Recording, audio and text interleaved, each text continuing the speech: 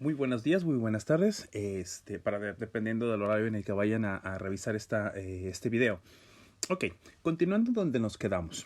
Ya una vez que introducimos o mencionamos básicamente qué es la psicología y qué es lo que trabaja o cuál es su objeto de estudio, vamos a pasar hacia las áreas de la psicología, es decir, las divisiones que existen dentro de la psicología. Aunque a final de cuentas todas ellas trabajarán nuevamente sobre la base de la mente, es decir, sobre comprender precisamente a la mente como la base precisamente donde se encuentran los elementos que nos pueden ayudar a comprender los procesos mentales y por ende cómo se va formando la experiencia, el conocimiento y demás que después repercutirán en nuestra personalidad y por ende en nuestra conducta. A final de cuentas, cada una de ellas se va a enfocar en un área en específico o un elemento específico.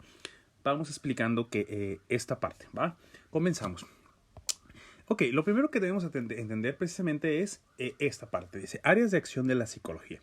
La clasificación de áreas de acción de la psicología se divide en dos grandes grupos, áreas de estudio y áreas de aplicación. Vamos tratando de comprender esta parte. Primero, el primer grupo, lo que es el área de estudio, se enfocará principalmente en comprender precisamente a la mente, el funcionamiento de esta, los elementos que componen a la mente en última instancia o el cerebro y para realizar teorías o explicaciones sobre ello. Básicamente en eso se va a meter. A esto también se le conoce como la parte teórica, es decir, la que solo busca precisamente conocer hasta allí. Ahora bien, viene las áreas de aplicación. Las áreas de aplicación ya es básicamente en donde todo lo conocido, lo recabado por el estudio de la mente y el comportamiento, personalidad y demás en el ser humano, buscamos prácticamente utilizar esos conocimientos para aplicarlos a resolver ciertos problemas. Ahí podemos encontrar, por ejemplo, el área de la terapéutica, el área de la terapia, donde un psicólogo precisamente a partir de determinados conocimientos busca ayudar a un paciente con algún problema, con algún trastorno psicológico, ¿va? Ok. Nosotros nos vamos a enfocar principalmente en el área de estudio solamente. Ahora bien, dice, de hecho, en los distintos manuales introductorios a la psicología encontramos otras clasificaciones en las que aparecen otras áreas no contempladas en esta clasificación, así como clasificaciones se consideran algunas áreas de estudio, de las que aquí reflejamos como aplicadas o viceversa. Ahora, esta parte solo es introductoria, en realidad, como ya lo mencioné, yo solo me voy a meter en la parte de las áreas de estudio de la psicología, ¿ok? Vamos a comenzar con la primera, la psicología experimental. Dice, incluye el estudio de procesos psicológicos básicos tales como percepción, sensación, aprendizaje, memoria, etc. Se trabaja principalmente en laboratorios equipados para ello y se utilizan tanto sujetos humanos como animales en las investigaciones. La psicología experimental principalmente se va a enfocar en realizar experimentos que permitan comprender el funcionamiento de cada uno de esos procesos mentales, desde el pensar, la percepción, la sensación y demás. ¿Qué elementos están involucrados? Un ejemplo, por poner solo una base, la percepción, es decir, cómo funciona precisamente, por ejemplo, nuestros ojos. ¿Cuáles son los elementos que intervienen dentro de la percepción visual? ¿Vale? Ahí ya vamos a hablar de elementos fisiológicos o elementos materiales, ¿correcto? Desde lo que es la retina, los nervios ópticos, las neuronas o determinadas conjunto de neuronas que trabajan en la percepción visual.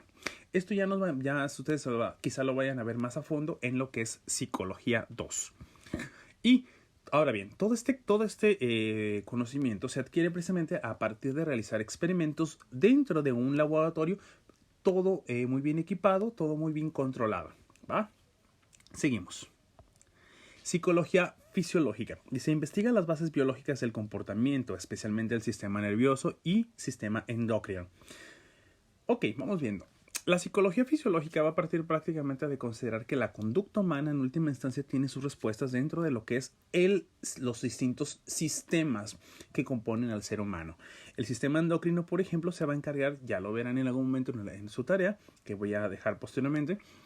Por ejemplo, el sistema endocrino va a estar compuesto precisamente de distintas glándulas. Cada una de ellas va a segregar unas determinadas sustancias a lo que es el organismo. Esto va a permitir algunas funciones corporales. Vaya, por ejemplo, la sudoración, la regulación de la regulación de algunos comportamientos y demás, ¿va? Por ejemplo, vamos a encontrar una de las sustancias más comunes que es la dopamina. La dopamina, por ejemplo, la dopamina y la serotonina son las que nos van a permitir precisamente estar o encontrarnos en un estado de ánimo alegre, satisfactorio, contentos y demás, ¿vale? Entonces, por ejemplo, la psicología fisiológica va a considerar que la alegría, la tristeza, en general, los estados de ánimo van a estar regulados precisamente por todo el funcionamiento de nuestros sistemas corporales, ¿va? Seguimos. Dice, en los últimos años ha habido un gran interés por la psicología neurológica. Los sujetos de estudio suelen ser humanos con lesiones cerebrales o musculares, pero sobre todo animales. Ok. En los últimos años, principalmente como en el siglo XIX más o menos, vamos a encontrar un gran interés por lo que es el funcionamiento del cerebro y todo lo que es las neuronas. ¿Por qué? Porque precisamente se va a considerar que dentro de ellas vamos a encontrar la respuesta a los determinados comportamientos. Uno de los ejemplos más comunes es precisamente el interés por la conciencia, lo que hace que el sujeto sea un sujeto consciente. Los psicólogos o neurocientíficos en este caso se van a enfocar y se van a interesar precisamente por cuál de todas las partes del cerebro son las que permiten que un individuo sea consciente. Hasta la fecha, bueno, ha habido distintas teorías, no se ha llegado como a una conclusión, pero a final de cuentas es un terreno que ya se comienza a estudiar desde el siglo XIX más o menos, ¿ok?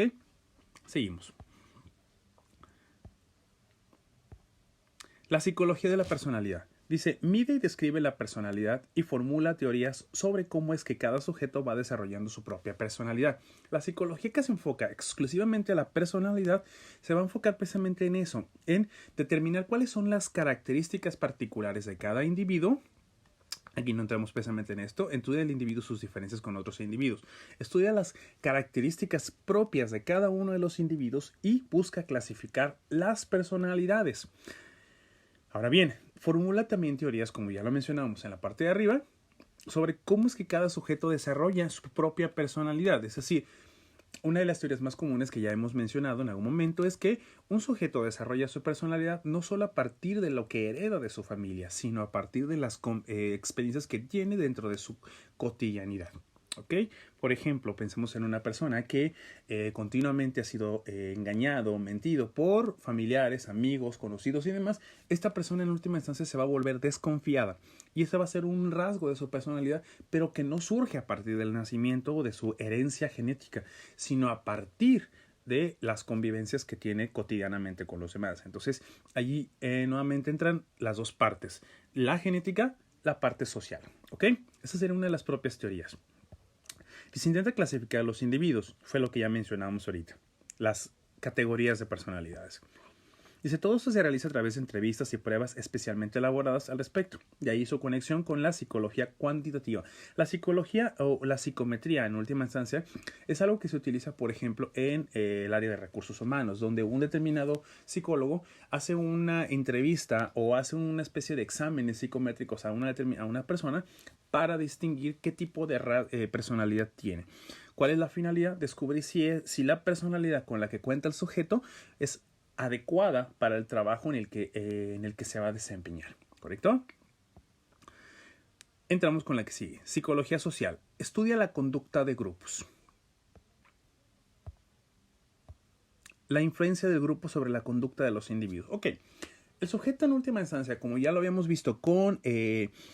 más bien, ya lo veremos en su momento con Aristóteles y con otros psicólogos posteriores, van a decir que el sujeto, en última instancia, es un sujeto, sí, biológico, pero también social. ¿Qué significa? Lo que hemos venido ya mencionando.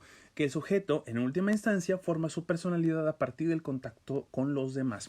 La psicología social va a tomar en consideración muchísimo esta parte. Va a llegar inclusive a enunciar que la personalidad del sujeto en realidad es una combinación de todos los sujetos con los que ha convivido a lo largo de su vida. Entonces, esto implicaría que nosotros o nuestro carácter personal, nuestra personalidad, el conjunto de rasgos que nos define y que decimos que son propiamente lo que somos, en última instancia es una mezcla de todo lo que hemos aprendido de todos los distintos grupos sociales con los que convivimos, comenzando por familia, amigos, pareja, compañeros de trabajo, compañeros de escuela. ¿Ok? Entonces, la psicología social va a estudiar precisamente cuál es la influencia que genera, más bien, perdón, los grupos sociales dentro del individuo. Por ejemplo, nosotros si hayamos nacido en Estados Unidos, no seríamos lo que somos ahora como mexicanos, sino que, perdón, la psicología social dirá que el hecho de que hayamos nacido mexicanos influye definitivamente en nuestros rasgos personales. Y los contactos con los que hayamos generado a través de nuestras redes sociales también van a influir en ello. La conducta de los individuos en función de ser miembros de un grupo. Esto es más o menos lo que yo había mencionado. Intenta resolver los problemas prácticos que surgen en las relaciones. Ok, a partir de que nosotros tenemos contacto con los demás en última instancia, sí, se van a desarrollar rasgos de nuestra personalidad que se van a considerar positivos, pero también rasgos que se van a considerar negativos. Un ejemplo es la misma desconfianza. La desconfianza ante los demás sujetos, ¿no? O tics nerviosos, cosas por el estilo. Todo ese tipo de problemas en última instancia van a ser objeto de estudio de la psicología social para tratar de comprender. Al comprender las causas, podemos comprender cuál es la forma quizá de resolverlas. Ok. Psicología evolutiva o del desarrollo. Estudia los cambios que se producen a lo largo de la vida. Una parte de la psicología evolutiva focaliza sus estudios en algunas épocas determinadas de la vida, por ejemplo, la infancia o la vejez. Ok, la psicología evolutiva o del desarrollo se va a enfocar principalmente en cuáles son los rasgos de personalidad que van apareciendo en cada una de las etapas de la vida. Por ejemplo, se habla de que los jóvenes son revolucionarios por naturaleza. Ok, perfecto. Pero esto depende prácticamente de su psique, es decir, de su mente, de su aspecto biológico, es decir, algo que lo determine a ser así. Pero por el otro lado encontramos que, por ejemplo, las personas mayores son personas que tienden mucho a la pasividad, a la tranquilidad, a la búsqueda precisamente inclusive de la estabilidad, algo que en los jóvenes no encontramos. Pero esto depende prácticamente de su biología o depende también de algún aspecto social en el que se involucren precisamente distintos elementos. Entonces, la psicología evolutiva de desarrollo va a interesar precisamente cómo es que cada una de estas piezas, pasividad, alegría, revolucionario y demás, se van a ir desarrollando en cada una de las partes de la juventud o de la vida del sujeto, ¿vale? Otra parte se centra en la evolución de determinados procesos durante la vida, tales como el desarrollo del razonamiento moral. Por ejemplo, se dice, por ejemplo, que el niño a una determinada edad, Jean Piaget, una teoría un poquito ya antigua, va a considerar precisamente que el niño a los 10 u 11 años de edad desarrollaría lo que es la capacidad de comprender lo que está bien o está mal. O inclusive que a los 10 o 11 años se va a dar cuenta que el niño se va a dar cuenta, que es capaz de engañar a la madre, es decir, hacer algo sin que la madre se dé cuenta, lo cual implicaría ya una especie de maldad. Pero entonces esto realmente hay una etapa para que evolucione. Entonces, eso es lo que le va a interesar a la psicología evolutiva o del desarrollo. En términos generales pretende describir, explicar, predecir e intenta modificar el comportamiento desde el nacimiento hasta la vejez. Una parte importante que debemos de tomar en cuenta, muchachos, es que si nosotros nos conocemos a nosotros desde nuestra parte evolutiva, nuestra parte psíquica, es decir, nuestra mente, cómo se desarrolla nuestro comportamiento, nuestra personalidad y demás, y más, si hay una especie de etapas para cada una de estos elementos de nuestra propia personalidad, podemos inclusive trabajar sobre ellos y mejorarlos, ¿sí? Entonces, en última instancia, la psicología va a tener esta finalidad. Psicología de la educación. Dice, estudia los aspectos psicológicos de la educación. ¿Qué es en específico? Dice, estudia qué otras variables, además del aprendizaje, influyen en el rendimiento. Por ejemplo, la motivación, la personalidad de los sujetos, etc. Lo que va a hacer la psicología de la educación es, partiendo de los elementos que ya hemos estudiado, es decir, la personalidad, cómo se va desarrollando la personalidad, cómo influyen los elementos externos del sujeto para desarrollar su personalidad, cómo es que precisamente estos influyen dentro del rendimiento escolar. Es decir, el rendimiento escolar se entiende más que nada como el lograr que el individuo, con lo que aprende dentro de la escuela, pueda precisamente desarrollarse como ser humano y como ser social dentro de la sociedad. Vaya la redundancia. Entonces, Lo que va a hacer la psicología de la educación es entender precisamente cuáles son esos elementos que influyen dentro del sujeto. Uno de los más comunes es la motivación. ¿Cuáles son las bases de la motivación? Es decir, ¿qué lleva a un sujeto que se encuentre motivado, alegre, contento?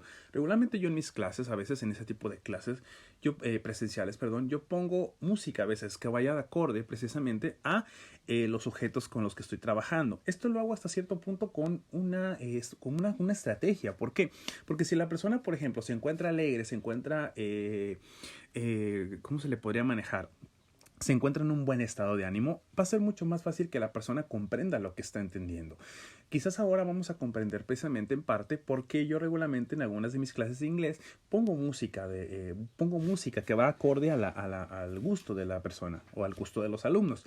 Por eso precisamente. ¿Por qué? Porque entonces la psicología de la educación nos estaría diciendo precisamente que si encontramos una persona alegre, motivada, feliz y demás, entonces a esta persona le va a interesar aprender y va a ser mucho más fácil que absorba y entienda los conocimientos, ¿va? Entonces va por ahí.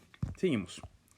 Dice, también estudia otro tipo de variables en relación con los profesores o los métodos de enseñanza, entre otras.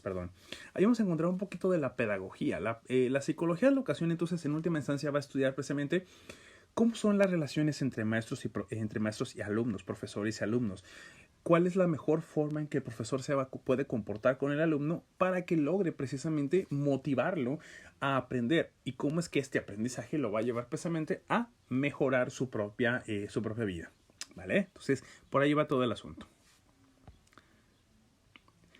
Con esto estaríamos nosotros terminando con esta parte, muchachos, lo que es de las áreas de la educación. No nos vamos a meter mucho más a fondo dentro de ello, porque al final de cuentas la intención es solamente darnos una introducción, ¿vale? Entonces, para nuestra siguiente clase, ahora sí, nos estaremos enfocando principalmente ya con lo que es la etapa precientífica de la psicología, pero eso ya lo estaremos explicando el día de mañana, ¿ok?